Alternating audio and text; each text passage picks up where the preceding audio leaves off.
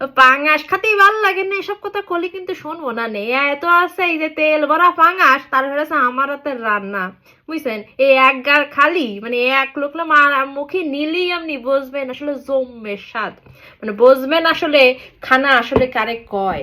যারা কন ভাই আমি এ জিনিস খাই না, সে আসলে কি হয় জানেন, খাবারের আসলে ভ্যালু দিতে বোঝেন না।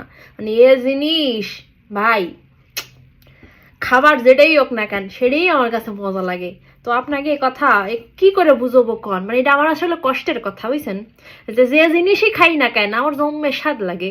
মানে কোনো খাবার যে হোস্টেলে থাকতে বাজে ভাবে রান্ধে দিলিও সেটা আমি খারাপ করতে পারতাম না, মানে এটা আমার আসলে দোষ হয়ে গেছে।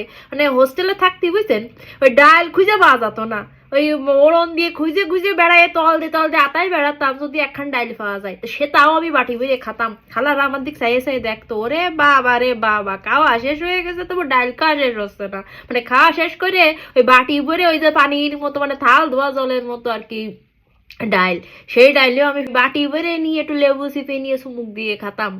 তো এই আছে অবস্থা। তো সেই মানুষের মানুষ আমি, খাবার ভাই কোনোদিনই খারাপ করতে শিখিনি, খেয়ে নি, বুঝছে, জম্মে স্বাদ, জম্মে জম্মে।